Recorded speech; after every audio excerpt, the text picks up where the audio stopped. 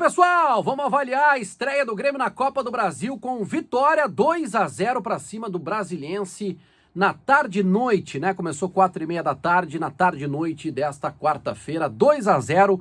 O caminho do hexacampeonato começou com vitória, com muitos desfalques e com alguns destaques importantes que eu quero sublinhar aqui neste conteúdo no canal. Não tá inscrito ainda? Ah, tá vendo o conteúdo aqui, tá vendo o vídeo e não se inscreveu? Só apertar no botãozinho ali embaixo, inscrever-se, ativa as notificações, deixa o like para nós jogar esse conteúdo lá pra cima.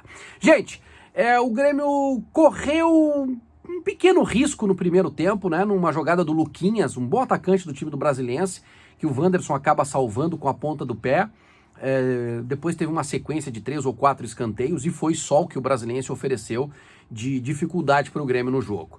O Grêmio chegou ao 2-0 com o primeiro gol do Ricardinho, né? Uma boa jogada do Jonathan Robert, que eu quero sublinhar aqui, quero destacar e abrir uma janela só para falar sobre ele.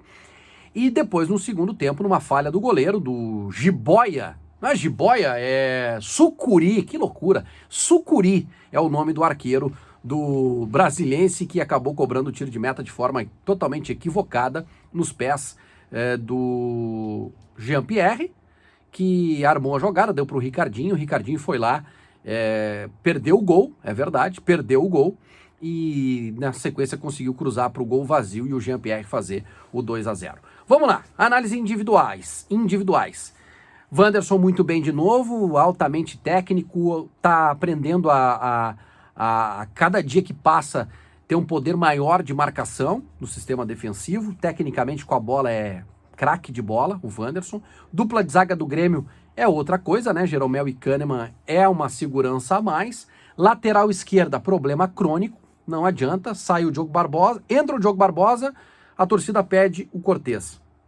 Entra o Cortez e a torcida pede o Diogo Barbosa, porque sempre o que tá fora vai ser melhor para quem tá vendo esses dois jogarem. E o Guilherme Guedes, que ficou no banco de reserva, certamente ainda não tem condições de atuar e por isso ele não entrou em campo na partida de hoje. Thiago Santos, mais uma vez, teve uma atuação segura e aí a gente já entra no setor de meio de campo, onde o Jean-Pierre jogou muito bem. Tá? Eu sei que tem uma divisão de opiniões aí entre a torcida, mas esse Jean-Pierre me serve. É isso que eu tenho dito. Um jogador que participa do jogo, um jogador que tem passe qualificado, um jogador que tem um passe que quebra a linha, é um jogador da bola parada, é um jogador da definição, do arremate ao gol. Esse jogador me serve, gente, me serve. E hoje ele teve uma taxa de participação muito importante e muito maior do que no jogo contra o Ceará lá em Fortaleza. Ele foi muito bem no jogo, a equipe da Band, eu não votei nele, tá? Eu não votei nele, mas a equipe de transmissão aqui da Band escolheu o Jean-Pierre como o melhor jogador em campo. Eu votei em Jonathan Robert e eu vou justificar o meu voto, tá? Ele começa aberto pelo lado direito com o Léo Chu pelo lado esquerdo, mas a própria característica dele, o próprio cacuete dele fez com que ele fosse para o setor de meio de campo. Ele começou a jogar por dentro e é por ali, da esquerda para o meio, que sai o primeiro gol do Grêmio. Ele faz uma jogada pessoal, vence o jogador, o marcador no mano a mano, combina a jogada com o Jean-Pierre, que dá um passe de letra, entra na área, sofre o pênalti, né? E o Ricardinho aproveita e faz o gol antes da marcação do pênalti. O árbitro foi muito bem ali. Mas é no segundo tempo que eu identifiquei algo que é extremamente positivo, que é a característica dele jogando na posição dele, que é o ataque pelo lado esquerdo. Ele é o extrema pelo lado esquerdo. E o Matheus Dávila, o repórter da Band, falou sobre isso, que essa é a posição dele. Eu confesso que eu não tinha visto nenhum jogo inteiro do Jonathan Robert. E o Dr. Marcos Herman, vice-presidente de futebol do Grêmio, eu bati um papo com ele depois do jogo. Ele me mandou um áudio falando sobre algumas questões aí do surto de Covid e da atuação do Grêmio. Ele achou um ótimo resultado e falou também sobre o Jonathan Robert, que ali é a posição dele e ali ele rende mais. E foi muito bem, especialmente porque ele tem características da linha de produção dos extremas pelo lado esquerdo do Grêmio. Estou falando da linha que começa com Pedro Rocha, passa por Everton Cebolinha, chega em PP, está em Ferreirinha e tem agora um jogador com características muito parecidas. Quais são essas características que eu identifico? O jogador que leva, que conduz a bola pertinho do pé, que tem a vitória pessoal no drible muito curto, que corta para dentro e que arremata no gol.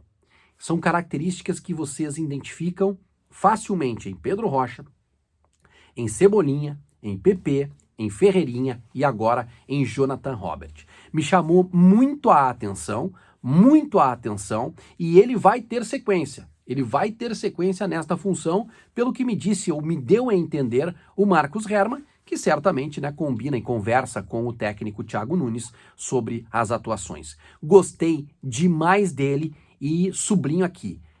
Tem aí um substituto para Ferreira. Seja quando ele não estiver em campo por motivo de lesão ou por motivo de cartão, seja para o futuro próximo que se avizinha com a possibilidade de perda do Ferreirinha. Ah, é muito cedo para dizer que ele vai ser Ferreirinha. Não é isso que eu estou dizendo. Eu estou dizendo que hoje ele se habilita para ser o substituto de Ferreirinha quando o Ferreirinha estiver aqui, para ser o reserva. Para ser a realidade da posição, para ser o jogador afirmado por ali, precisa ter sequência de jogos como todos tiveram. Pedro Rocha, Cebolinha, que amargou o banco durante muito tempo, o próprio PP, que ficou no banco durante muito tempo, e agora o Jonathan Robert, que precisou ir para Portugal para voltar e agora a gente identificar esta qualidade nele. Tá bom? Grêmio encaminhou a classificação, 2-0, tem tudo para vencer no jogo da volta na próxima quarta-feira. O jogo foi... Não, próxima quinta-feira. O jogo foi adiado para quinta-feira, o jogo da volta lá em Brasília, Distrito Federal. Muito obrigado pelo carinho da audiência de todos vocês. Um grande abraço. Tchau, tchau.